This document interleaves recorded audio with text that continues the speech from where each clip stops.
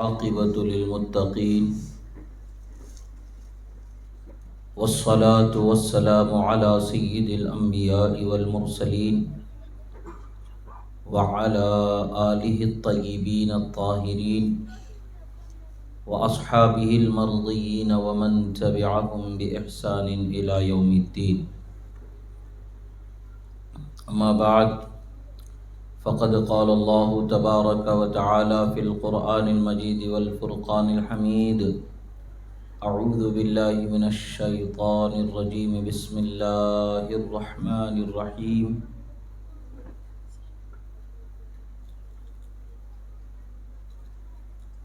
ولا تقولوا لمن يقتل في سبيل الله أموات بل أحياء ولكن لا تشعرون. صدق الله مولانا العظيم وصدق رسوله النبي الأمين الكريم ونحن على ذلك لمن الشاهدين والشاكرين والحمد لله رب العالمين.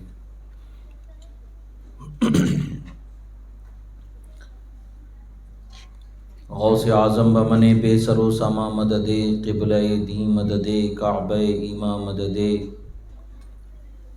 امداد کن از بند غم آزاد کن در دین و دنیا شاد کن یا غوث اعظم دستگیر المدد شیئا للہ المدد شیئا للہ المدد شیئا للہ. ایک مرتبہ عقیدت و محبت کے ساتھ درود شریف کا نذرانہ پیش کریں. اللہم صلی علی سیدنا نبینا مولانا محمد عدد ما فی علم اللہ صلاۃ دائمۃ بدوام ملک اللہ وعلی آلہ واصحابہ اجمعین. ایک مرتبہ اور نبی اور آل نبی پر درود شریف پڑھیں. اللہم صلی علی سیدنا نبینا مولانا محمد عدد ما فی علم اللہ صلاۃ دائمۃ بدوام ملک اللہ وعلی آلہ واصحابہ اجمعین. اللہ رب العزت کا بے پناہ شکر و احسان کہ اللہ رب العزت نے ہمیں اس کے حبیب کریم صلی اللہ علیہ وآلہ وصحبہ وسلم کا سچا چاہنے والا بنایا اور آپ کے اہل بیت و اصحاب کا چاہنے والا بنایا. بالخصوص پنجتن پاک حضرت مولا علی خاتون جنت امام حسن و امام حسین کا چاہنے والا اور ان کی محبت کا حصہ اللہ نے ہمیں عطا فرمایا. یہ بے شک اللہ کا کروڑ شکر و احسان ہے. یہ نعمتیں انسان خواہش کر کے کسی کی چاہت کو اپنے دل میں بسا نہیں سکتا، خواہش کر کے کسی کی محبت کو دل میں بسا نہیں سکتا. قدرت سے دل میں محبت کسی کی بس جاتی ہے، یہ خدا کا انعام ہوتا ہے. اس کی مثال یوں سمجھیں کہ آپ اپنی اولاد کو جس قدر محبت کرتے ہیں، ان کے لیے رات و دن بے چین رہتے ہیں، آپ کسی اور کے لیے اتنے بے چین ہو نہیں سکتے، کسی اور سے اتنی محبت کر ہی نہیں سکتے.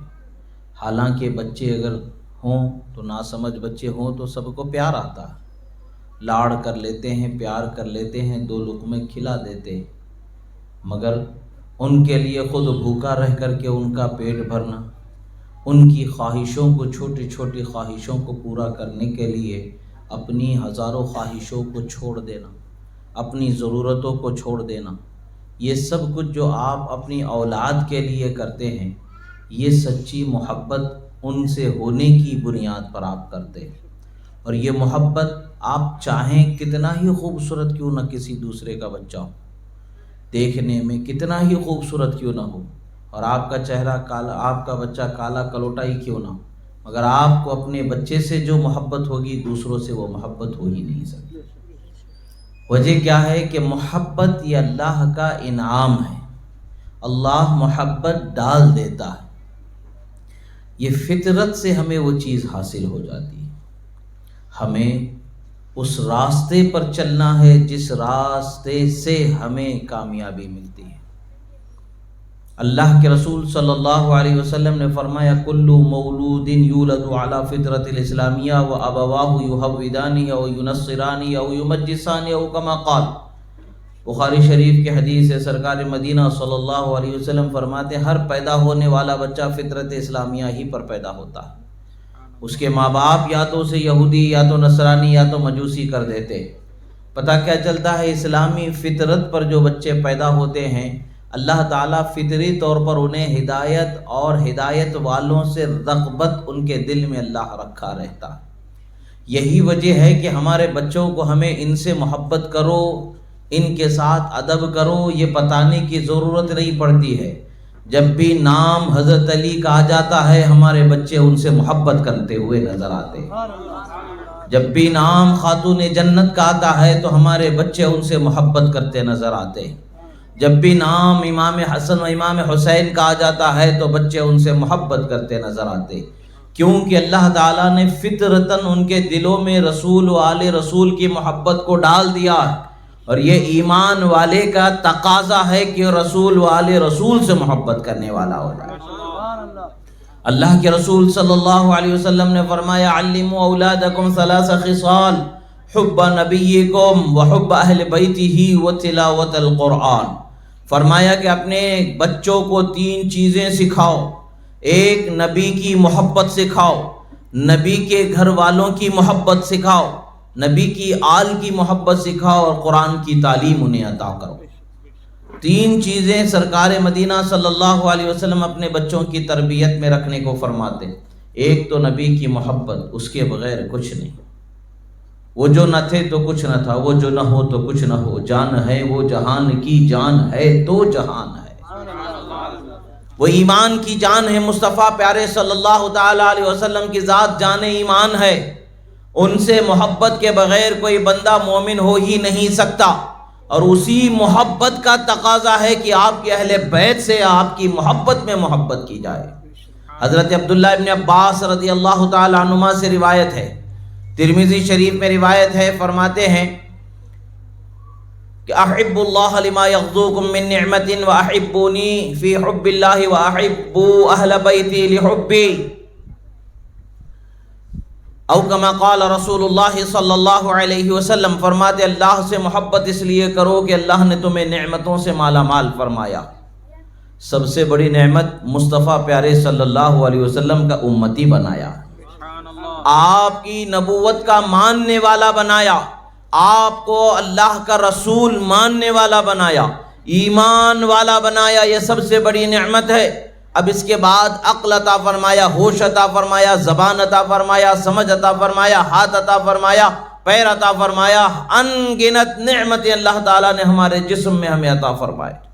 اور پھر زندگی بڑھتی ہے آگے، ماں باپ سے بڑھ کر کے، ان کی گود سے بڑھ کر کے کچھ اور آگے بڑھتے ہیں قدم، تو خود کمانے لائق بنتے ہیں، پھر شادی ہوتی ہے، بیوی عطا ہوتی ہے، پھر بچے اور ان کی ذمہ داری۔ یہ ساری نعمتیں جو اللہ تبارک و تعالیٰ نے عطا فرمایا ہے، ان نعمتوں کا حق یہ ہے کہ اللہ کا شکر ادا کرنے کے لیے اللہ سے محبت کی جائے۔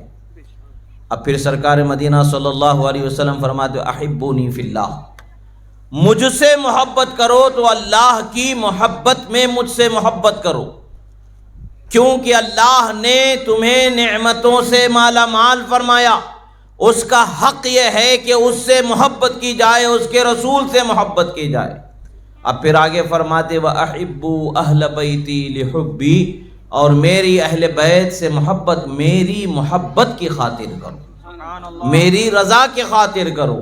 اور اللہ کے رسول صلی اللہ علیہ وسلم کا یہ فرمان ہمیں بتاتا ہے کہ اہل بیت اطہار سے محبت کرنا، ان سے محبت کرنے کا مطلب کیا ہے؟ اپنے جان مال آل اولاد دوست رشتہ دار سب سے زیادہ انہی کا حق اپنی جانوں پر ہونا، انہی سے محبت ہونا ہے، انہی کے لیے اپنے ذہن و فکر میں اچھا خیال ہونا۔ اور وہ کیوں کہ اللہ کے رسول ہم سے راضی ہو جائیں اس محبت کے عوض میں۔ اللہ کے رسول صلی اللہ تعالیٰ علیہ وسلم کے اس فرمان کی روشنی میں پتہ کیا چلتا ہے کہ اللہ تبارک و تعالیٰ نے امت محمدیہ پر بہت سارے انعامات فرمائے۔ ان انعامات میں سے ایک انعام تو ذات مصطفیٰ صلی اللہ علیہ وسلم ہے، اور پھر اپنا کلام قرآن مجید ہے۔ ان انعامات کو اللہ تعالیٰ نے امت محمدیہ کو عطا فرمایا، تو اور ان انعامات کا حق یہ ہے کہ وہ رسول اللہ کی رشتہ داری سے محبت کرنے والے ہو جائیں۔ اللہ کے رسول صلی اللہ تعالی علیہ وسلم کا رشتہ تو پورے عرب میں ہر خاندان سے کہیں نہ کہیں سے رشتہ داری تو نکل ہی آئے گی. ہر خاندان رسول اللہ صلی اللہ تعالی علیہ وسلم کا، ہر خاندان رسول اللہ صلی اللہ تعالی علیہ وسلم کا عرب سے کسی نہ کسی طریقے سے کوئی نہ کوئی دور کا یا قریب کا کوئی نہ کوئی رشتہ ضرور ہوگا. جب آیت مبارکہ کا نزول ہوا، اللہ کے رسول صلی اللہ تعالی علیہ وسلم پر قل لا اسألکم علیہ اجرا الا المودۃ فی القربى، اے حبیب آپ اعلان فرما دو کہ اے لوگو میں تمہیں دین دیا، ایمان پہنچایا، قرآن پہنچایا، جنت کی بشارتیں دی، دوزخ سے ڈرایا، خدا کی رحمت سے تمہیں ملایا، ساری نعمتیں جو تم تک کے پہنچائی، ان نعمتوں کے بدلے میں نہ سونا مجھے چاہیے، نہ چاندی مجھے چاہیے، نہ حکومت چاہیے، نہ زمین چاہیے. اگر صرف مطالبہ ہے تو میری رشتہ داری سے محبت کرنے والے ہو جاؤ. مودت و محبت میں بہت بڑا فرق ہے. محبت ایک عام لفظ ہے، مودت ایک خاص لفظ ہے. یعنی محبت سے بھی اونچا جو چاہت کا مقام ہوتا ہے وہ مودت کا ہوتا ہے. یعنی انسان محبت تو کرتا ہے مگر مودت سب کے لیے نہیں لا سکتا ہے. ایسا ہو کہ اس کی محبت کا جو درجہ ہے ایک لیول ہوتا ہے. محبتیں ہوتی ہیں، پیار جسے کہا جاتا ہے عرف عام میں، یعنی کسی کے ساتھ رحم دلی سے پیش آنے کو بھی پیار کہا جاتا ہے، رفقت بھی، رافت بھی کہا جاتا ہے. رحمت، رافت، محبت، مودت، یہ چار چیزیں الگ الگ ہیں مگر ہر ایک کا مقام الگ ہے، ہر ایک کا تعلق الگ ہے. مودت وہ ہے جو سب سے اعلیٰ مقام ہے، جو انسان کسی امید کے بغیر، کسی بدلے کی چاہت کے بغیر، کسی عوض کے بغیر ان سے ایسی محبت کرتا ہے کہ محبت کرنے ہی کو اپنے لیے ذریعہ نجات سمجھتا ہے. یہ وہ مودت ہے جو مقام مودت جسے کہا جاتا. اب آپ بچوں سے محبت کرتے ہیں تو یہ خیال ضرور دل میں ہوتا ہے کہ آج ہم بچوں سے محبت کر رہے ہیں تو کل بچے بڑے ہو کر کے ہمارا خیال کریں گے، ہماری خدمت کریں گے. یہ عوض کے لیے محبت کی جا رہی، تو یہ محبت ہے.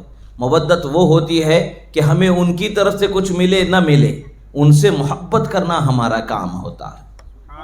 یہ وہ چیز ہے اللہ کے. اب اس سے مثال کے طور پر یہ سمجھ لیں، کیونکہ اصل میں اہل بیت اطہار کی طرف سے نعمتوں کو اللہ تبارک و تعالیٰ کی بارگاہ سے دلانے والے وکیل کون ہیں؟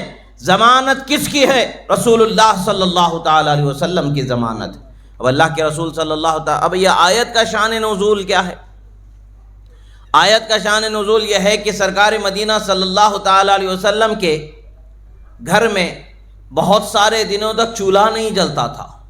بہت سے دنوں تک چولہا نہیں جلتا تھا، دھواں گھر سے باہر نہیں نکلتا تھا. کبھی ایک کھجور تو کبھی آدھے کھجور پہ گزارا ہو جاتا. ایسے ہی مدت گزرتی چلی جاتی، ہفتے گزرتے چلے جاتے. لوگوں نے دیکھا رسول اللہ صلی اللہ تعالیٰ علیہ وسلم اپنے گھر والوں کے لیے اور اپنے قریبی رشتہ داروں کے لیے بڑے پریشان رہتے ہیں. یعنی ان کے لیے آپ خواہش مند رہتے ہیں کہ انہیں جو سہولیات پہنچائی جا سکیں، معاش زندگی کی ان سہولیات کو پہنچایا جا سکے. مگر رسول اللہ صلی اللہ تعالیٰ علیہ وسلم کا زیادہ تر وقت لوگوں کی تربیت میں، تعلیم میں، تعلم میں، قرآن سکھاتے ہوئے، قرآن کے احکام و مسائل بتاتے ہوئے، اللہ کی رحمت کی طرف جوڑتے ہوئے وقت گزر جاتا ہے.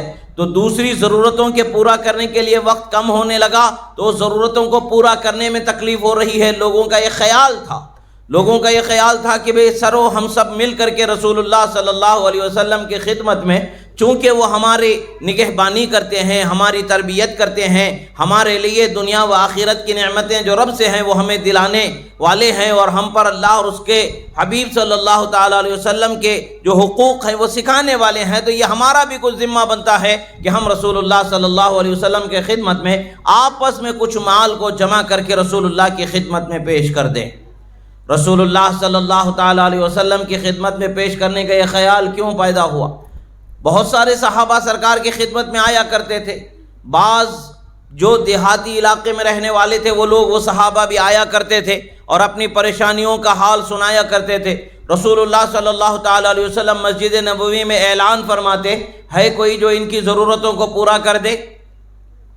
ایک ایسے ہی قبیلے والے آئے کہ جن کے اوپر صرف ایک چادر ڈالے ہوئے تھے بدن کے اوپر، کرتا نہیں تھا سلا ہوا، چادر ڈال کر کے اس پر کانٹے لگا کر کے وہ آئے تھے، جیسا کفنی ہوتی ہے اسی طریقے سے وہ کپڑے کو پہن کر کے وہ لوگ رسول اللہ صلی اللہ علیہ وسلم کے خدمت میں آئے تھے۔ بڑی غربت میں ان کے وقت گزر رہے تھے، دن گزر رہے تھے۔ رسول اللہ صلی اللہ تعالی علیہ وسلم نے مسجد نبوی میں اعلان فرمایا جو کوئی بھی ان کے ساتھ بھلائی کرنا چاہتا ہے بھلائی کرے۔ رسول اللہ کے اعلان کرنے کے بعد، ترغیب دینے کے بعد اتنا مال جمع ہو گیا، اتنا مال جمع ہو گیا کہ مال کا ڈھیر نظر آنے لگا۔ چھوٹا موٹا مال نہیں، 150 ہزار 2000 نہیں، اتنا آ گیا کہ پورے قبیلے کو کفایت کر جائے، اتنا مال جمع ہو گیا۔ اسی وقت پر یہ حدیث رسول اللہ صلی اللہ علیہ وسلم نے فرمائی تھی، من سن فی الاسلام سنۃ حسنۃ فلہ اجرھا واجر من عمل بها بغیر ان ينقص من اجورهم ومن سن فی الاسلام سنۃ سیئۃ فلہ وزرھا ووزر من عمل بها بغیر ان ينقص من اوزارهم او کما قال رسول اللہ صلی اللہ علیہ وسلم۔ مسلم شریف کی حدیث ہے، مسند احمد وغیرہ میں بھی روایت ہے، رسول اللہ صلی اللہ علیہ وسلم نے فرمایا جس نے دین میں ایک نیا اچھا کام شروع کیا تو شروع کرنے کا بھی اس سے ثواب ملے گا، اس پر عمل کرنے والوں کا بھی ثواب ملے گا، کسی کے ثواب میں کوئی کمی اللہ تعالیٰ نہیں فرمائے گا۔ اور فرمایا اگر کوئی برا کام شروع کرتا ہے، کوئی گناہ کا کام شروع کرتا ہے تو اس برے گناہ کے کام کا گناہ اس کو ملتا رہے گا، اور جتنے لوگ عمل کریں گے ان کے عمل کا بھی گناہ اس کو ملے گا، مگر عمل کرنے والوں کے گناہ میں کوئی کمی نہیں رہے گی، اس کے گناہ میں کوئی کمی نہیں رہے گی۔ اس حدیث سے فقہاء و محدثین نے بہت سارے وہ مسائل جو زمانہ نبی میں موجود نہیں تھے بعد میں رونما ہوئے، ان امور کو کیے جانے کے جواز کی صورت میں، استدلال کی صورت میں بڑی اونچی حدیث اسے مانتے ہیں، اسی پر استناد کرتے ہوئے کہتے ہیں۔ مثال کے طور پر جیسے قرآن مجید کے زبر زیر پیش لگے ہوئے ہیں، یہ بھی رسول اللہ صلی اللہ علیہ وسلم کے زمانے میں نہیں تھے، نقطے بھی نہیں تھے حرفوں پر، بے ہے، تے ہے، سے ہے، کیا ہے سمجھ میں نہیں آتا تھا، نقطے بھی نہیں ہوتے تھے، ایک نقطہ بے کا، 2 نقطہ تے کے، 3 نقطے سے کے، یہ بھی متعین نہیں تھا، صرف ایک دائرہ ہوتا تھا جس سے وہ عرب جاننے والے تھے وہ پہچان جاتے تھے کہ یہاں بے ہے یا تے ہے یا سے ہے، انہیں معلوم ہو جاتا تھا۔ اسی طریقے سے حروف تھے بغیر نقطوں کے، بغیر زبر زیر کے، آج نقطے بھی ہیں، زبر زیر بھی ہیں، اگر آج یہ قرآن مجید سے ہٹا دیے جائیں تو کوئی پڑھ سکتا ہے؟ جتنے لوگ پڑھتے ہیں قرآن مجید کوئی نہیں پڑھ سکتے، کوئی پڑھ ہی نہیں سکے گا، مگر یہ رسول اللہ صلی اللہ علیہ وسلم کے زمانے میں نہیں تھے، بعد میں صحابہ کرام کے بعد کے زمانہ ہے۔ یہ حضرت ابو الاسود مولا دولی علیہ رحمت و رضوان جو حضرت مولا علی شیر خدا رضی اللہ تعالیٰ عنہ کے شاگرد ہیں، ان کے ذمے یہ کام سپرد ہوا تو ان کے زمانے میں ان کی محنتوں سے یہ کام وجود پذیر ہوا۔ اللہ کے رسول صلی اللہ تعالیٰ علیہ وسلم کے دین میں بہت ساری وہ چیزیں ہیں جو بعد میں امت کے لیے ایسی ضرورت بن گئی کہ اس کے بغیر کوئی راستہ ہی نہیں تھا۔ اب یہ نحو اور صرف کا علم ہے، عربی زبان کا علم ہے، عربی گرامر جسے کہتے ہیں، عربوں کے لیے تو کوئی گرامر کی ضرورت نہیں تھی، ان کی بولی ہی گرامر میں ڈھلی ہوئی ہوا کرتی تھی، ان کی بولی ہی گرامر تھی، اس میں سے قاعدے کو، ضابطے کو بنا کر کے، متعین کر کے، ضابطے کو سمجھنے کے لیے اس کی تعریف وغیرہ، اس کے تمام فن کی جتنی اصطلاحات ہوتی ہیں اس کو جمع کس نے کیا؟ یہ حضرت مولا علی شیر خدا رضی اللہ تعالیٰ عنہ کا ہی فیض علم تھا جو آپ کے شاگرد حضرت ابو الاسود مولا دولی رحمۃ اللہ تعالیٰ علیہ سے روپذیر ہوا۔ نحو سر بھی ہوا، اب انہوں نے کتابیں لکھنے کے بعد حضرت مولا علی کی خدمت میں پیش کی، حضرت مولا علی نے اس کی اصلاح فرما کر کے ان کو آگے بڑھا دیا۔ بہرحال یہ گرامر جو بھی ہے اور یہ ساری چیزیں یہ بعد میں وجود میں آئیں، پہلے نہیں تھیں، مگر اس کا یہ مطلب نہیں کہ پہلے کی بولی گرامر سے خالی تھی، نہیں، پہلے کی بولی خود گرامر کا ایک ایسا پیمانہ ہے کہ جس کو دیکھ کر کے گرامر کو بنایا گیا، ورنہ تو گرامر بھی بنایا نہیں جا سکتا تھا۔ الغرض اللہ کے رسول صلی اللہ تعالیٰ علیہ وسلم صحابہ کرام کے فلاح و بہبود کے لیے نعرے تکبیر، نعرے رسالت، یا رسول اللہ، بہت ساری ایسی مجلسیں قائم کرتے تھے جس میں کسی قوم کی مدد ہونا ہے، کسی کی ضرورتوں کو پورا ہونا ہے، یہ سارا کام کیا جانا ہوتا تھا۔ تو صحابہ کرام نے بھی خیال کیا کہ بھئی چلو ہم پورے لوگ مل کر کے کچھ جمع کر لیتے ہیں اور رسول اللہ صلی اللہ علیہ وسلم کی خدمت میں نظر پیش کر دیتے ہیں، اس سے کچھ کام بن جائے۔ اللہ کے رسول صلی اللہ تعالیٰ علیہ وسلم کی خدمت میں یہ پیش کرنے کا ارادہ کر رہے تھے، رب ذوالجلال نے آیت مبارکہ نازل فرما دیا اور فرمایا قُلْ لَا أَسْأَلُكُمْ عَلَيْهِ أَجْرًا إِلَّا الْمَوَدَّةَ فِي الْقُرْبَى اے حبیب آپ انہیں بتا دو تمہارے مال جمع کرنے کی، سونا چاندی جمع کرنے کی اور کسی چیز کے جمع کرنے کی مجھے کوئی حاجت ہی نہیں ہے، ہاں تم سے صرف اتنا مطالبہ ہے، تم پر صرف یہ فرض کیا گیا ہے کہ تم میری قرابت دار، میرے رشتہ داروں سے غایت درجے کی محبت کرنے والے ہو جاؤ، اولاد سے بڑھ کر کے محبت کرنے والے ہو جاؤ، جان سے بڑھ کر کے محبت کرنے والے ہو جاؤ۔ اب صحابہ کرام رضوان اللہ علیہم اجمعین حاضر خدمت ہیں، وہ عرض کرتے ہیں یا رسول اللہ، حضرت ابن عباس فرماتے ہیں لما نزلت هذه الآية قالوا من قرابتك هؤلاء الذين وجبت علينا مودتهم یا رسول اللہ، فرماتے ہیں اللہ کے رسول وہ کون سے رشتہ دار ہیں کہ جن کی محبت ہم پر واجب کی گئی ہے؟ اللہ کے رسول صلی اللہ علیہ وسلم فرماتے ہیں ہم علی و فاطمہ و حسن و حسین رضی اللہ تعالی عنہم، فرماتے ہیں کہ یہ علی ہیں، فاطمہ ہیں، حسن ہیں اور حسین رضی اللہ تعالی عنہم ہیں۔ ان سے محبت کرنا اللہ تبارک و تعالی نے قرآن مجید میں ہم پر فرض کیا ہے، بالخصوص ان سے محبت ہے، عموم کے طور پر رسول اللہ کے ہر رشتے کی محبت ہم پر لازم و ضروری ہے، یہ خاص طور سے ان سے محبت ہے۔ اور ان کے علاوہ بھی تیسرا ہر رشتہ جو رسول اللہ کا ہے، ہر چچا سے، ہر بیوی سے، رسول اللہ صلی اللہ علیہ وسلم کے ہر شہزادی سے ہمارے لیے محبت کرنا ضروری و لازم ہے۔ رسول اللہ کے قرابت داری کا حق ادا کرنا یہ ہے کہ ان سے محبت کی جائے۔ اب سوال یہ پیدا ہوتا ہے کہ بھئی وہاں سرکار کے پاس کچھ مال آ جاتا تو کیا کم تھا، ہدیہ تھا، نظر تھا؟ نہیں، کل کو لوگ کہہ سکتے تھے کہ محمد الرسول اللہ نے مال جمع کرنے کے لیے، اپنے رشتہ داروں کو پالنے کے لیے قرآن کی تعلیم کو بیچ دیا، معاذ اللہ یہ چیز ہو ہی نہیں سکتی ہے۔ رسول اللہ کو اللہ تعالیٰ نے ہادی و رہبر بنا کر کے بھیجا اور ایسا غنی بنایا ہے کہ عالم کو غنی کرنے والا بنا کر کے اللہ نے مبعوث فرمایا۔ حضرت جبرائیل امین رسول اللہ صلی اللہ علیہ وسلم کے خدمت میں حاضر ہیں، عرض کرتے ہیں یا رسول اللہ آپ اجازت دیں تو یہ احد کا پہاڑ تقریباً 15 سے 20 کلومیٹر لمبا چوڑا پہاڑ ہے۔ احد کا پہاڑ جو عمرہ کرنے جا کر آئے، حج کرنے جا کر آئے، ان لوگوں نے دیکھا ہوگا 15 سے 20 کلومیٹر لمبا چوڑا، تقریباً 20-25 کلومیٹر کے آس پاس کچھ ہوتا ہے۔ یہ احد کا پہاڑ پورے کا پورا ایک ہی پہاڑ ہے جو لمبا چوڑا ہے۔ رسول اللہ صلی اللہ تعالی علیہ وسلم سے حضرت جبریل امین عرض کرتے یا رسول اللہ آپ اجازت دیں تو یہ پہاڑ سونا ہو کر کے آپ کے ساتھ ساتھ چلنا شروع کر دیں۔ اب آج ہمارے پاس پہاڑوں میں پتھر نکالے جاتے ہیں کہ نہیں نکالے جاتے ہیں؟ نکالے جاتے ہیں نا، لیز پر پہاڑ لے لیتے ہیں، تو کتنے سالوں سے پتھر نکالے جا رہے ہیں اور پہاڑ کے پتھر ختم ہو رہے ہیں؟ 100 سال بھی پہاڑ کے پتھر نکالے جا رہے ہیں تو پتھر ختم نہیں ہو رہے ہیں۔ تو جب پتھر ختم نہیں ہو رہے ہیں تو سونا ختم ہو سکتا تھا۔ اگر رسول اللہ چاہتے تو احد کا پہاڑ سونا بن کر کے ساتھ چل جاتا، مگر رسول اللہ صلی اللہ تعالی علیہ وسلم نے اپنے لیے سونے چاندی کو پسند نہیں فرمایا، اپنے لیے رسول اللہ صلی اللہ تعالی علیہ وسلم نے عاجزانہ زندگی کو پسند فرمایا، غریبانہ زندگی کو پسند فرمایا، تاکہ ہم جیسے امت کے غریب لوگوں کو حوصلہ و ہمت مل جائے کہ میرے نبی غریب پرور اللہ نے ان کو بنایا تھا۔ رسول اللہ صلی اللہ تعالی علیہ وسلم کی زندگی سے ہمیں معلوم ہوتا ہے کہ کسی چیز کی کمی نہیں ہے۔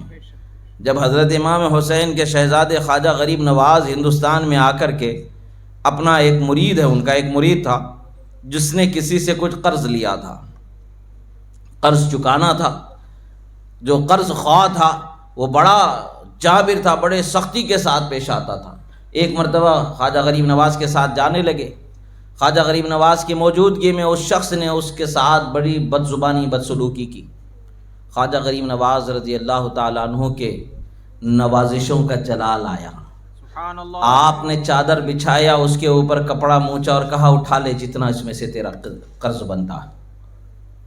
اس نے جب چادر کا ایک کونا اٹھا کر کے دیکھا تو سکے بھرے پڑے ہوئے، اس کو اٹھانے لگا، لالچ دل میں آ گیا، تھوڑا زیادہ لینا چاہا، ہاتھ شل ہو گیا، اور میں نہیں، اتنا ہی لے جتنا تیرا حق بنتا ہے، اس سے زیادہ نہیں لے سکتا۔ جب ان کے شہزادوں کا یہ کمال ہے کہ جب نوازنے پر آتے ہیں تو ایسے نوازتے ہیں کہ لینے والے حیران رہ جاتے ہیں۔ تو پھر شہنشاہ انبیاء کی نوازشوں کا کیا حال ہوگا، آپ کے اختیارات کا کیا حال ہوگا، آپ کی نوازشوں کا کیا حال ہوگا۔ وہاں دیکھنے میں تو لوگوں کو لگتا ہے کہ ایک پیالہ دودھ کا آیا ہے، مگر اصحاب صفہ جو 70 سے 80 لوگ بیٹھے ہوئے ہیں، سب کے سب پیٹ بھر کے پیتے ہیں، دودھ ختم نہیں ہوتا۔ نعرہ تکبیر، نعرہ رسالت، نعرہ حیدری۔ نبی اکرم صلی اللہ تعالی علیہ وسلم کو کسی چیز کی کمی نہیں تھی۔ رسول اللہ صلی اللہ تعالی علیہ وسلم کا جو فقر تھا یہ اختیاری تھا، آپ نے اس زندگی کو پسند فرمایا تھا۔ آپ صلی اللہ علیہ وسلم نے اگر پسند کیا ہوتا امیرانہ زندگی تو امیرانہ زندگی بھی آپ کی قدم چومتی، مگر رسول اللہ صلی اللہ تعالی علیہ وسلم نے غریبانہ زندگی کو پسند فرمایا۔ رسول اللہ صلی اللہ تعالی علیہ وسلم کا احسان ہے ہم غریبوں پر کہ ہم جب بھی اپنے بستر میں سوتے ہیں تو ہمیں یہ یاد کر کے سکون مل جاتا ہے، اگرچہ امیروں کے جیسی راحت ہمیں میسر نہیں ہے، مگر ہمارے نبی بھی اسی طریقے سے چٹائی پر سویا کرتے تھے، ہم بھی آج چٹائی پر سو کے رسول اللہ کی سنت کو زندہ کر رہے ہیں۔ یہ خیال آتا ہے تو دلوں میں سکون مل جاتا ہے، راحت ہو جاتی ہے، اطمینان ہو جاتا ہے کہ اب زندگی کی کوئی پریشانی نہیں، جیسے کٹ رہی ہے کٹنے دیں، بس اللہ اس کے رسول راضی ہو جائیں۔ اللہ کے رسول صلی اللہ تعالی علیہ وسلم نے اپنے اصحاب سے فرمایا کہ تمہیں 3 چیزیں ضرور سکھانی چاہیے، ایک تو میری محبت سکھاؤ، ایک میری اہل بیت کی محبت سکھاؤ، اور ایک قرآن کی تعلیم اپنے بچوں کو دو۔ اور یہ 3 چیزیں وہ ہیں کہ جس سے انسان کا دنیا اور انسان کی آخرت سنور جاتی ہے، دنیا اور عقبہ دونوں سنبھل جاتے ہیں۔ صحابہ کرام رضوان اللہ علیہم اجمعین اپنی اولاد کو ان 3 چیزوں میں خوب سنوارتے تھے۔ حضرت ابو ایوب انصاری رضی اللہ تعالیٰ عنہ فرماتے ہیں کہ ہم اپنے بچوں کو کاندھوں پر اٹھا لیتے اور حضرت مولا علی کا جس راستے سے گزر ہوتا راستے میں کھڑے ہو جاتے تھے۔ سبحان اللہ۔ حضرت علی کو جس راستے سے جانا ہوتا اس راستے میں ہم اپنے بچوں کو کاندھوں پر اٹھا کر کے کھڑے ہو جاتے اور اپنے بچوں سے پوچھتے جب حضرت علی آ رہے ہوتے تو بیٹا ان کو دیکھ کر کے تمہارے دل میں کیا خیال آ رہا ہے؟ بیٹے ان کے بچے اگر کہتے ہیں کہ ان سے دل میں محبت اور اپنائیت محسوس ہو رہی ہے، ان کی چاہت دل میں آ رہی ہے، تو اس بچے کو کلیجے سے لگاتے اور اپنے گھر لے کر آ جاتے۔ اور جو بچہ چہرہ پھیر لیتا یا ناگواری کا اظہار کرتا کاندھے سے زمین پر پٹک دیتے، اس کو اس کی ماں کے ساتھ کر کے اس کے گھر میں اسے واپس بھیجا دیا کرتے۔ فرماتے بات کیا ہے؟ اللہ کے رسول صلی اللہ علیہ وسلم نے فرمایا اہل بیت سے محبت کرنا اور نفرت کرنا یہ 2 چیزیں ہیں۔ محبت کرنے والے کی ایک خصوصیات کیا ہیں، نفرت کرنے والے کی پہچان کیا ہے؟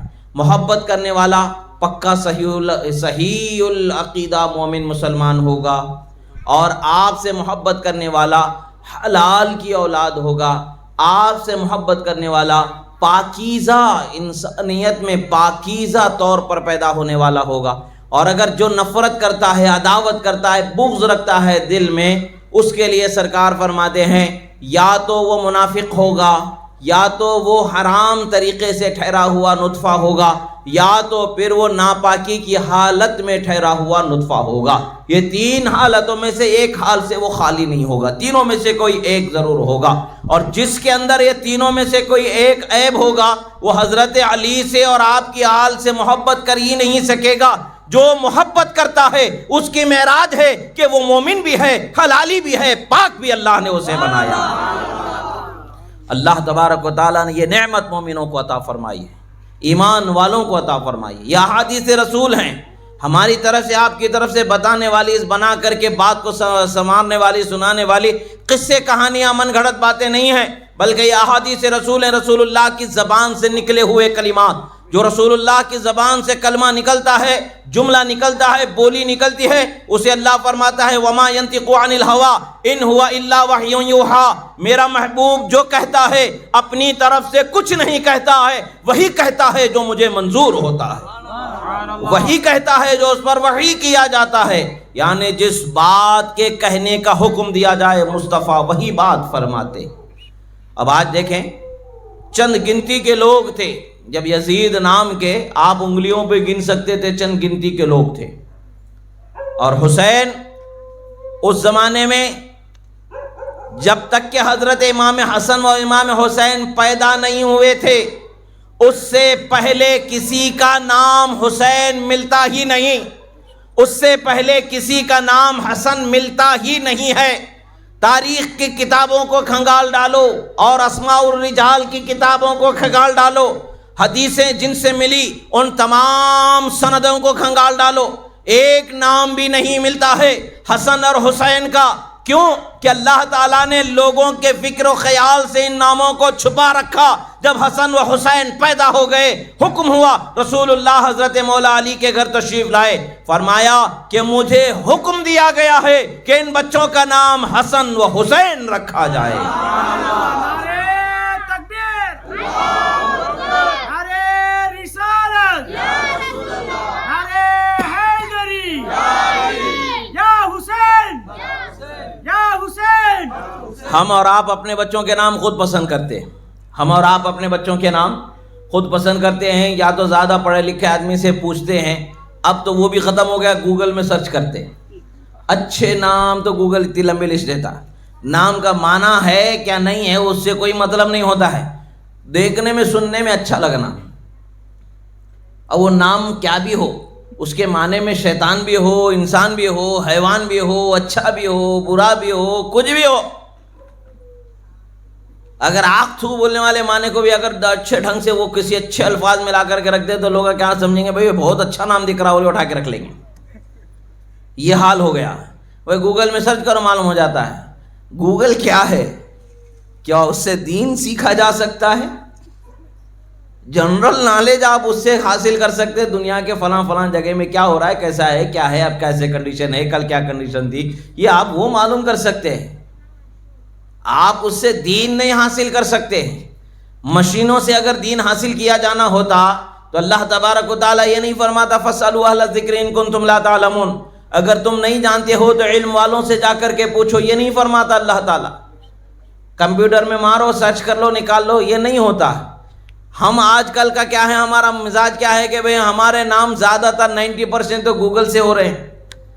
اس سے 20-25 سال کے پہلے کا ایک زمانہ تھا کہ بھئی لوگ ادب احترام سے نام پوچھ کر کے رکھتے تھے کہ بھئی بچہ ہوا ہے تو اس کا نام کیا رکھیں، بچی ہوئی ہے تو اس کا نام کیا رکھیں۔ بڑے بزرگ خاندان کے یا ذی علم شخصیات، علماء، مشائخ، ان سے پوچھا جاتا، یہ لوگ اچھے نام تجویز کرتے تو بچوں کے نام رکھے جاتے۔ اسی لیے نام کا اثر بھی بچوں پر دکھتا تھا۔ اب دیکھیں بچوں کے نام بھی ایسے منو، چنو، پنو، ڈڈو، پڈو جو بھی ہو گئے ہیں تو ان کا حال بھی ایسا ہے، نہ دنیا کے کام کے نہ آخرت کے کام کے بنے ہوئے، نہ چال کے نہ ڈھال کے نہ اخلاق کے نہ کردار کے، ان کی زندگی بھی ناموں کے جیسا ڈبہ ہے تو ڈبہ ہی بن کے رہ گیا۔ تو یہ حال لوگوں کا بنتا جا رہا ہے۔ ہمارے نام ہم اپنی پسند سے رکھتے ہیں، مگر اللہ کے کچھ ایسے بندے ہیں جن کے نام آسمانوں میں اللہ کی پسند سے منتخب کر لیے جاتے ہیں۔ وہ انتخاب ہوتا ہے، خاص انتخاب ہوتا ہے۔ وہ نام جو پسند کیے گئے امام حسن و امام حسین کے، یہ نام اللہ کے پسند کردہ نام ہے۔ اب جس کو اللہ نے پسند کیا، کوئی اس سے نفرت ایمان والا کر سکتا ہے؟ کبھی ہو سکتا ہے؟ ہرگز نہیں ہو سکتا ہے۔ ایمان کا تقاضا تو یہی ہے، اللہ اور اس کے رسول کی بارگاہ میں جو مقبول ہے اسے مقبول ہی جانے، اس سے محبت ہی کرے، یہی تقاضا اور ایمان کا یہی تقاضا ہے۔ اس سے ہٹ کر کے دوسرا راستہ نہیں۔ اپنا جھگڑا نہیں بنا سکتے۔ اللہ کا پیارا ہے تو ہماری آنکھوں کا تارا ہے، اللہ کا محبوب ہے تو ہمارا محبوب ہے۔ ہمیں ان کے عمل سے ضرورت نہیں ہے، ان کے مقام سے مطلب ہے، ان کے نسبت سے مطلب ہے۔ وہ اللہ کے رسول کے شہزادے ہیں، یہی ہمارے لیے کافی ہے۔ اور پھر اللہ کے رسول صلی اللہ تعالی علیہ وسلم نے کیا فرمایا؟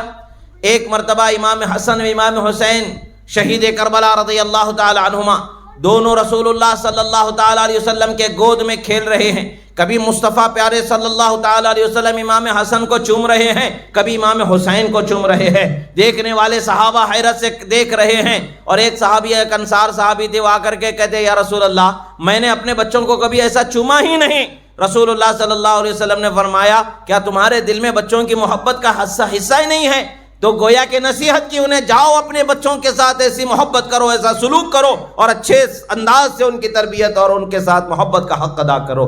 رسول اللہ صلی اللہ علیہ وسلم ان دونوں سے محبت کرتے ہوئے، اپنی شفقت و محبت کا اظہار کرتے ہوئے ارشاد فرماتے ہیں، اللہم انی احبہما، اے اللہ میں ان لوگوں سے محبت کرتا، اللہم انی احبہما، اے اللہ میں ان سے محبت کرتا ہوں، فاحبہما، اے اللہ تو بھی ان سے محبت کرنے والا ہو جا، یعنی اے اللہ تو بھی ان سے محبت فرما، میں ان سے محبت کرتا ہوں۔ سبحان اللہ۔ محبت رسول اللہ جس سے کرے خدا اس سے ضرور محبت فرماتا ہے۔ سبحان اللہ۔ یہ ہے، پھر اس کے اوپر دعا اگر ہو جائے تو رد ہو سکتی ہے، ان کی دعا رد ہو سکتی ہے۔ اگر ان کی دعا رد ہو جائے تو پھر کس کی دعا قبول ہوگی؟ خدا کی قسم رسول اللہ ہی کی دعا قبول ہونے کا حق رکھتی ہے، جو بھی ہوگا انہی کے صدقے میں سب کی قبول ہونے والی ہے۔ سبحان اللہ۔ رسول اللہ صلی اللہ تعالی علیہ وسلم نے فرمایا، اللہم انی احبہما فاحبہما، اے اللہ میں ان سے محبت کرتا ہوں تو بھی ان سے محبت فرما۔ بات ہماری سمجھ میں آ گئی تھی، کافی تھا جملہ، حدیث اس پر اکتفا کر لیا جاتا، ختم کر لیا جاتا، گفتگو کا حصہ ختم کر دیا جاتا، کافی تھا۔ بات ہمارے سمجھ میں بھی آ گئی کہ اللہ کے رسول ان سے محبت کرتے ہیں، اور اللہ کے رسول دعا کرتے ہیں کہ اللہ سے کہ اللہ تو بھی ان سے محبت فرما۔ یہ بات ہماری سمجھ میں آ گئی کہ ہمیں بھی ان سے محبت کرنا ہے، مگر رسول اللہ صلی اللہ تعالی علیہ وسلم نے ہمارے لیے انعام بھی سنایا، فرمایا اللہم احب من احبہما، فرمایا کہ اے اللہ جو ان سے محبت کرے ان سے بھی محبت فرما۔ نعرہ تکبیر، نعرہ رسالت، نعرہ حیدری۔ اللہ جس سے محبت کرے اسے جہنم میں جلائے گا؟ جل سکتا ہے؟ خدا کی قسم وہ نہیں جل سکتا۔ جسے خدا اپنی محبت سے سرفراز فرما دے وہ جہنم میں جا نہیں سکتا ہے، اور جو جہنم میں جانے والا ہے اسے خدا کی محبت نہیں مل سکتی ہے۔ اپنے اپنے دلوں پر ہاتھ رکھ کے دیکھو، کھنگال کے دیکھو، دلوں میں جھانک کے دیکھو کہ حسین کی محبت ہے کہ نہیں ہے، حسن کی محبت ہے کہ نہیں ہے۔ اگر محبت حسنین ہے تو دعائے مصطفیٰ کا سہارا ہے، خدا ہم سے محبت فرماتا ہے، محبت فرمانے والا۔ اور یہ ہمارے لیے کافی ہے کہ خدا کے رسول کی دعا بھی ہمارا سہارا ہے۔ سبحان اللہ۔ اللہ کے رسول صلی اللہ علیہ وسلم فرماتے ہیں، حضرت خاتون جنت کا نام فاطمہ کیوں رکھا پوچھا گیا، سرکار فرماتے ہیں سمیت ابنتی ھذا فاطمہ فتم اللہ من احبہا، او کما قال، فرماتے ہیں میں نے میری بیٹی کا نام فاطمہ اس لیے رکھا کہ جو اس سے محبت کرتا ہے خدا اسے جہنم سے آزاد فرما دیتا ہے۔ سبحان اللہ۔ نعرہ تکبیر، نعرہ رسالت۔ فرمایا کہ میری بیٹی فاطمہ کا نام فاطمہ اسی لیے رکھا گیا ہے کہ ان سے محبت کرنے والے کو خدا جہنم سے آزاد فرماتا ہے، اور پھر فرمایا کہ جو ان کی ذریت سے محبت کرے خدا اسے جہنم سے آزاد فرما دیتا ہے۔ سبحان اللہ۔ یہ رسول اللہ صلی اللہ تعالی علیہ وسلم کی دعائیں ہیں، مجدہ سنایا گیا ہے کہ حضرات حسنین کریمین کی محبت ہمارے دلوں میں آ جانا۔ اسی لیے ہم دیکھیں کہ ہمارے بچوں کے نام گلی میں کتنے حسین مل جائیں گے، گنتے گنتے تھک جائیں گے، حسین ہی حسین ملتے نظر آتے، حسین ہی حسین ملتے نظر آتے۔ پتہ کیا چلتا ہے کہ ہمیں اپنی اولادوں میں بھی حسین کی محبت کی جستجو ہوتی ہے۔ ہم اپنی اولاد سے محبت کرنا چاہتے ہیں، مگر اس کے لیے ان کا نام حسین رکھتے ہیں تاکہ ہم ان سے اس نام کی برکت سے محبت کرنے والے ہو جائیں۔ سبحان اللہ۔ اور یہ نام کا اثر ہوتا ہے کہ اچھے اخلاق اللہ تبارک و تعالیٰ عطا فرماتا ہے۔ اولاد کے نام بھی بڑے نعمت سے ہوتے ہیں۔ اللہ کے رسول نے فرمایا اپنے بچوں کے نام اچھوں کے ناموں پر رکھو، اچھے لوگوں کے ناموں پر رکھو تاکہ اچھائی کا اثر اپنے بچوں میں آئے۔ نئے نئے نام آنے سے کچھ فرق نہیں پڑتا، نئی نئی شرارتیں، نئے نئے طریقے، نئے نئے بدکرداریاں زمانے میں وجود پذیر ہو جائیں گی۔ اگر آپ اچھے نام، پرانے ہی صحیح اچھے نام رکھتے جائیں گے تو اچھے ناموں کے اثر بچوں میں اچھے آنے لگیں گے اور بچے اچھے اخلاق پر چلنے والے ہو جائیں گے۔ اللہ کے رسول صلی اللہ تعالی علیہ وسلم نے ایک مرتبہ رسول اکرم صلی اللہ تعالی علیہ وسلم کی خدمت میں آپ خطبہ ارشاد فرما رہے اور جمعہ کا خطبہ ہے، خطبے کے آداب و احکام کیا ہیں؟ جب امام خطبہ پڑھ رہا ہوگا لوگ خاموش بیٹھ کر کے سننا، منڈی ادھر ادھر نہیں کرنا، ایسا ادھر بھی ایسا دیکھنا، رے کیا کر رہا ہے، ادھر آ، یہ سب اشارے نہیں کرنا۔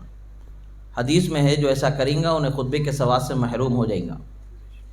خاموش پن ڈراپ سائلنٹ کے جیسا بیٹھ کو خطبہ جمعہ کا سننا، ادھر ادھر دیکھ رہا ہے، کوئی ادھر دیکھ رہا ہے، عادت ہوتی لوگوں کی، کوئی آ رہا ہوتا تو پھر اس کو کون آ رہا بول کے پچھلی صف میں رہتا ہوں، ایک جنا پلٹ کے دیکھا تو پورے ادھر منڈی پلٹا کے دیکھتے کیا ہو رہا۔ یہ سب جمعہ کے خطبے کا ثواب سے محروم کرنے والے کام۔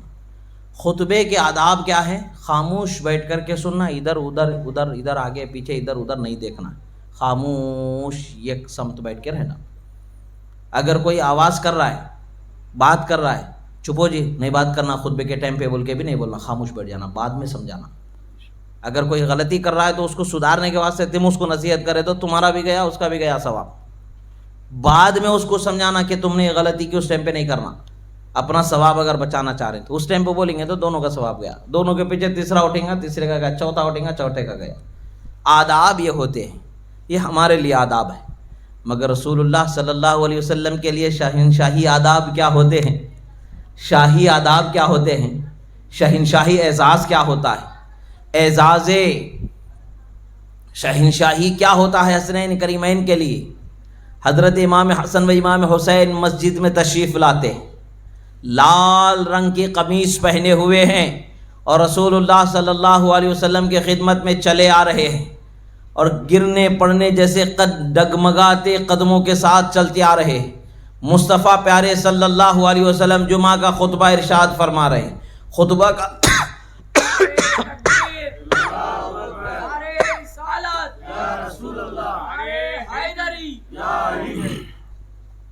جمعہ کا خطبہ ارشاد فرما رہے ہیں۔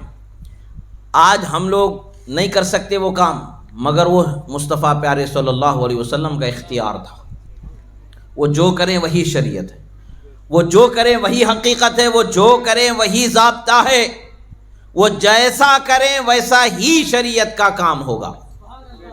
ہمارے لیے الگ حکم ہے، وہ رسول اللہ صاحب شریعت ہیں، وہ جو کریں گے وہی شریعت ہوگی، ان کے کچھ مخصوصات ہوں گے جو ان کے ساتھ خاص ہوں گے، ہم نہیں کر سکتے۔ رسول اللہ صلی اللہ تعالیٰ علیہ وسلم ممبر سے نیچے اتر جاتے ہیں، آگے بڑھتے دونوں بچوں کو اپنی گود میں اٹھا لیتے ہیں، چومتے ہیں اور پھر واپس ممبر پر جاتے ہیں، فرماتے ہیں اللہ تعالیٰ نے صدق اللہ، فرماتے اللہ نے سچ فرمایا، انما اموالکم و اولادکم فتنہ، فرمایا بے شک تمہارے مال اور تمہاری اولاد تمہاری آزمائشیں ہیں۔ اب یہاں پر فتنے سے فساد نہیں سمجھنا ہے۔ بہت سارے لوگ جو ہے نئے جا کر کے 4 مہینے وہاں گزار کے آ جاتے، آدو معاشی سمجھ میں آ جاتا ان کا، آؤ جاؤ 4 جملے سمجھ میں آ گئے تو سمجھتے کہ بھئی ہم بھی قرآن سمجھنے لگ گئے، معاذ اللہ۔ قرآن کے ہر لفظ کا ایک ایک معنی، ایک ایک احتمال، سیاق، سباق، دلیل، یہ بہت سارے ضابطے ہیں، تب جا کر کے اس کا معنی سمجھ میں آتا ہے۔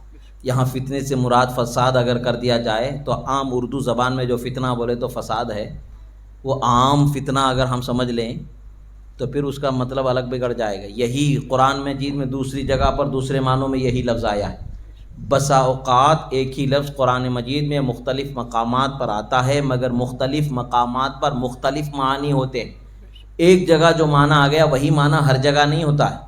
یہ الفاظ کی گہرائی اور عربی زبان کی وسعت ہے، اس سے علم کا اندازہ ہوتا ہے، وہ تو پھر اللہ کا کلام ہے۔ ایک قرآن مجید ہے اور لاکھوں اس کی تفسیریں لکھی جا چکی ہیں، اور لکھنے کے باوجود بھی سیر حاصل کوئی گفتگو کوئی بول ہی نہیں سکتا کہ ہم نے اب اس کا حق ادا کر دیا۔ لاکھوں تفسیریں موجود ہیں، ایک نہیں دو نہیں، لاکھوں تفسیریں موجود ہیں، لاکھوں کروڑوں صفحات مزین کر دیے گئے۔ وہ اللہ کا کلام ہے۔ اللہ کے رسول نے فرمایا انما اموالکم و اولادکم فتنۃ، بے شک تمہارے مال اور تمہارے اولاد آزمائش ہیں تمہارے لیے۔ اور فرماتے ہیں جب میں نے میرے یہ دونوں بچوں کو دیکھا ڈگمگاتے آ رہے ہیں تو میں صبر نہیں کر سکا، یعنی میں اپنے آپ کو ان کے گرنے کے اندیشے سے روک نہیں سکا، میں آگے بڑھ کر کے انہیں اپنے گود میں اٹھا لیا، اور رسول اللہ نے دونوں کو گود میں لے کر کے خطبہ عطا فرمایا۔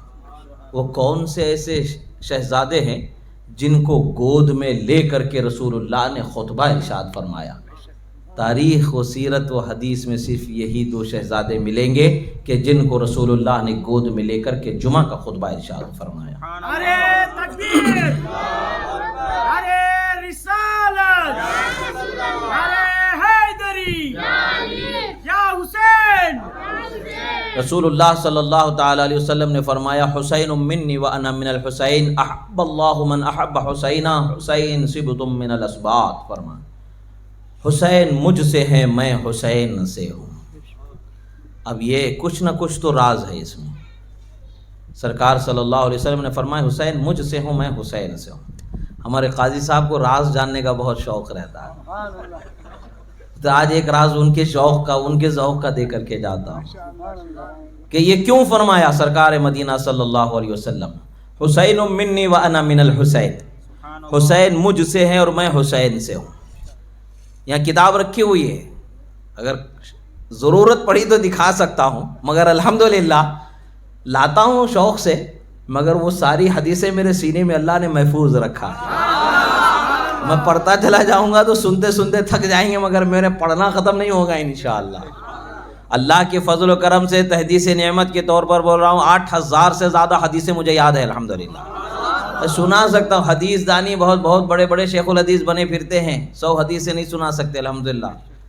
اور بیتم چلے کی زمین تو مجھے بہت زمانے سے جانتی ہے الحمدللہ۔ میں یہاں بتانا چاہ رہا ہوں کہ حسین منی وانا من الحسین، اس کی تفسیر میں علامہ طیبی علیہ رحمت و رضوان اور علامہ قاضی ایاز علیہ رحمت و رضوان کے قول کو ملا علی قاری علیہ رحمت و رضوان نے مشکات شریف میں نقل فرمایا۔ اس کا معنی کیا ہے؟ کالشیء الواحد فی وجوب المحبت و حرمت التعرض والمحاربت، فرماتے ہیں گویا کہ یہ دونوں ایک جان جیسی چیز ہے، محبت کے واجب ہونے میں، ان سے جھگڑا کرنے کے حرام ہونے میں، ان سے تعرض کرنے کے حرام ہونے میں دلیل ہے۔ یعنی جس طرح سے رسول اللہ سے محبت واجب، ویسے ہی حسین سے محبت واجب ہے۔ جس طرح سے رسول اللہ پر اعتراض نہیں کر سکتے، ویسے ہی حسین پر اعتراض نہیں کر سکتے۔ جس طرح سے رسول اللہ سے محاربت نہیں کر سکتے، ویسے ہی حسین سے محاربت نہیں کر سکتے۔ سبحان اللہ۔ یہ تو ہو گیا فقہا محدثین کا قول، یہ زبان سے تو پتہ چل گیا۔ جب منی فرمایا مجھ سے ہے، بات تو سمجھ میں آ گئی۔ وَأَنَا مِنْهُ فرمایا میں حسین سے ہوں، مطلب کیا ہے کہ معاملہ کیا ہے، اس کو دیکھنا ہے، سمجھنا ہے۔ تو یہ سمجھیں کہ حسین زندہ ہے۔ کربلا کے بعد جو شعر ہے، یہ شعر کے ساتھ ساتھ آپ پھر شاہنشاہ ہندوستان حضرت خواجہ غریب نواز کی خدمت میں حاضر ہونا پڑے گا۔ شاہ ہست حسین، بادشاہ ہست حسین، دین ہست حسین، دین پناہ ہست حسین، سرداد نداد دست در دست یزید، حقہ کے بنا لا الہ ہست حسین۔ نعرہ تکبیر، نعرہ رسالت، نعرہ حیدری، یا حسین، یا حسین۔ لوگ سمجھتے ہیں کہ خواجہ غریب نواز نے ایسے ہی کہہ دیا ہے، وہ تو عارفین کے امام تھے، محدثین کے مقتدا تھے، فقہا کے پیشوا تھے، اہل اللہ میں کرامت سراپا جن کو خدا نے بنایا، وہ علم ظاہر و باطن کے شہسوار تھے۔ وہ اپنی کسی بات کا تعلق حدیث اور قرآن کی آیت کے بغیر بول دیں، یہ ہو ہی نہیں سکتا۔ حقہ کے بنا لا الہ ہست حسین، یعنی الحسین منی وانا من الحسین کا یہاں پر راز کو ظاہر فرمایا، بتایا کہ مصطفیٰ نے فرما دیا جیسے دین مجھ سے پہنچا ویسے حسین سے دین بچایا جائے گا۔